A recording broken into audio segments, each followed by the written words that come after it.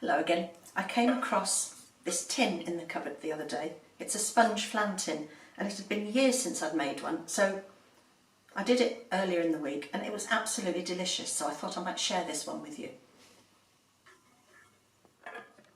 So it's important to prepare your flan tin before you get started, and you really do need to line this domed central bit. The easiest way to do it is to find a dish or a bowl that's about the same size.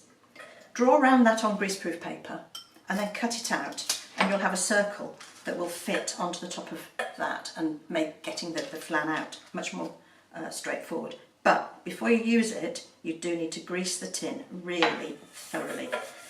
All the way around the sides of the dome, the middle, up the sides of the tin,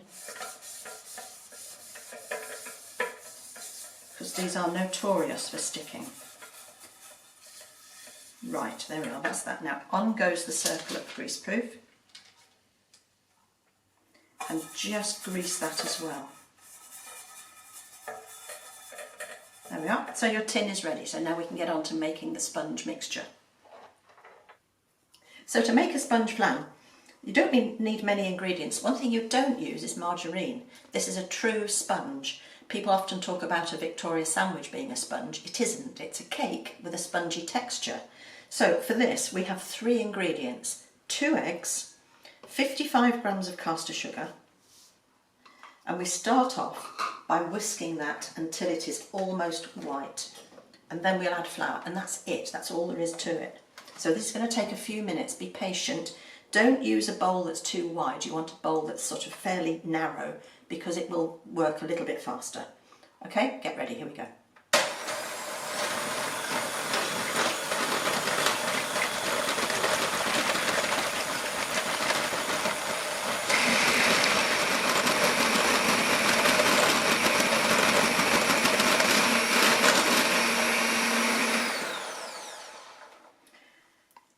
Phew, there we are.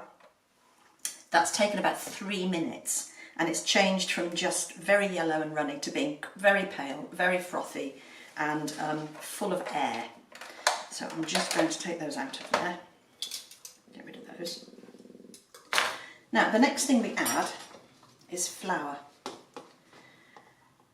In the old days when we used to do this in school in the late 70s, we didn't have a hand mixer for everybody, so some children would have to use a rotary whisk, other children would use a balloon whisk, and it could take anything up to 15 to 20 minutes to get to this level, so I'd use one of these if you've got one. Now in goes the flour. You do need to sieve it, even though it says on the bag it's pre-sifted, and this is 55 grams, the same as the sugar, 55 grams of self-raising flour. Purists would use plain, but this actually makes it lighter, and you're going to fold. Now this is where you've got to be careful not to knock the air out. So you make a letter J with the side of your spoon and you turn the bowl as you go. And it takes a minute or 2 to get this mixed in. So very gently fold in your flour.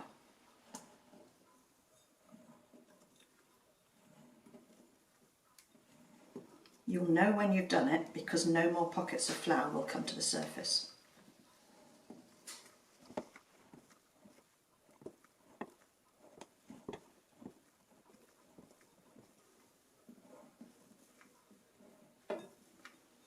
Right, I'm going to stop at that. And now we pour it into the tin. So 3 ingredients. It couldn't really be easier.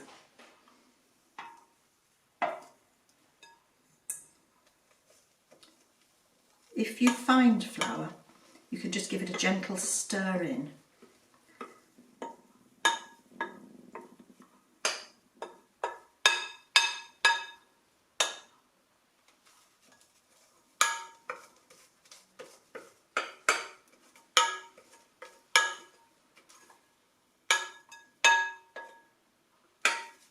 There we are.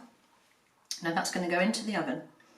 Gas mark 4, 180 Celsius, 160 fan, 350 Fahrenheit, and it's going to take between 20 and 25 minutes. The last one I made, it was 25 minutes. So it's going in now, centre of the oven, gas mark 4. Now when the flan's cooked and cooled, I'm going to fill it with fruit, and I'm going to use Mandarin Oranges, very old-fashioned, and I'm going to use raspberries. But the thing about using mandarins is that it gives you juice that you can thicken up to make a glaze. and I'm going to get that made now so that by the time I need it, it will have cooled down. So to make a glaze, you need a good teaspoon of corn flour. If you've got arrowroot, so much the better, because that will make a clear glaze. I haven't got any, I've only got corn flour. To that, I'm going to add a tiny bit of water to get the lumps out. Probably a dessert spoon. Give it a stir, and that is now called slaked corn flour. And to that, we now add the juice from the mandarins. In it goes. And we go over to the hob and boil it, and it will thicken and it will make a sort of a jammy consistency. If it's too thick, you can add a little bit more water to thin it down. But that's the benefit of using a tin of fruit. You get some juice to make a glaze. So let's go over to the hob now. Now, I've got this on a moderate heat. I don't want it to boil too quickly, but you do need to keep it moving. And gradually you'll see it start to thicken, and it will clear a little bit, not a whole lot. This juice was a bit cloudy anyway, but if you're using a fruit that's got a very clear juice, arrowroot will make it stay clear, whereas my corn flour is going to make it a bit cloudy. But you know, it's the colours, it's the orange and the pink that will look nice through that.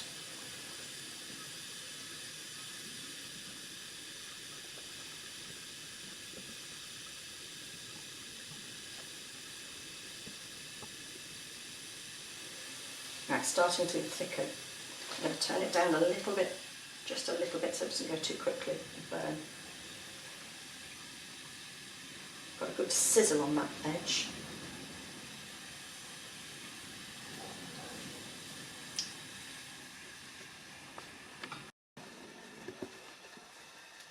Right, that is seriously boiling, it's thickening. It's obviously very hot, so it's a good idea to get this done ahead of time, you know, before you actually really need it. You don't want to pour boiling glaze on top of fresh fruits and your sponge. Right, that's it, that's done. So we turn that off. You see that? That's thickened up quite nicely, and it will thicken more as it cools down. So we'll leave that to cool. There we are, 25 minutes later it's cooked. It's making slight bubbling noises. It's a little bit firm. It's one of those ones that you have to just trust your judgment, but 25 minutes ought to be long enough. Now, we've got to go round the side with a knife just to free it from the tin.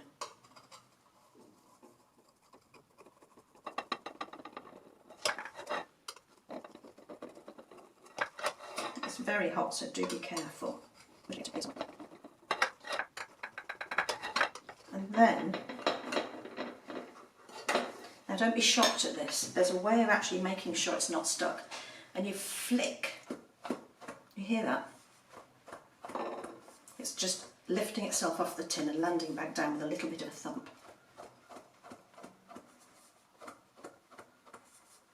So I've been all the way around. Now I'm going to put a plate on the top.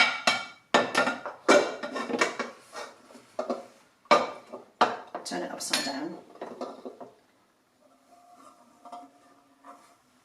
And voila, as they say.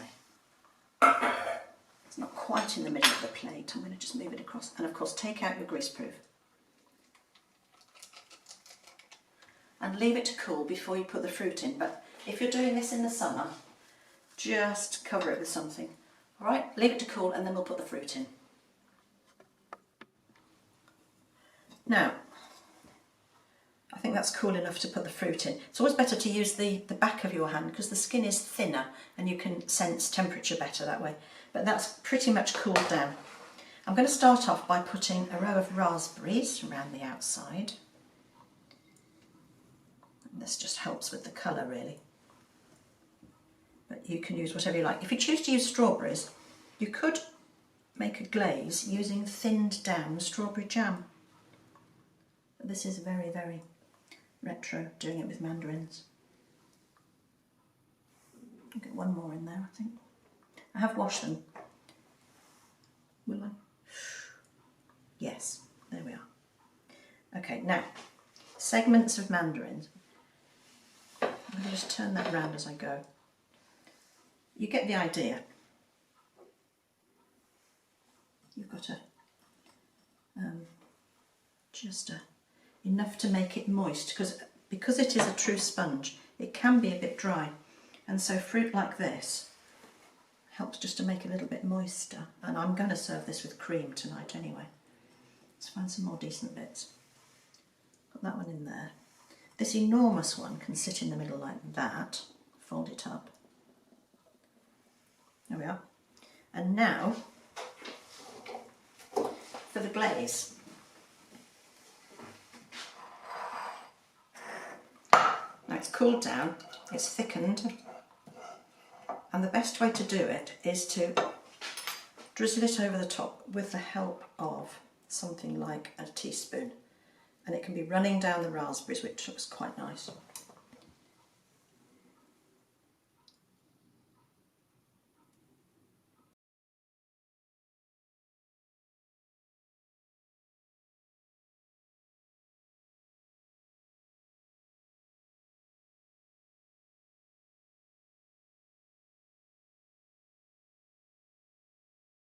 And then I think probably that's about it. So, sponge flan. Have a go, let me know how you get on. This doesn't keep very well because there's no fat in it, obviously, so it's best the day you make it. And this will serve between, well, I think 4 to 6 people really. Right, okay, enjoy.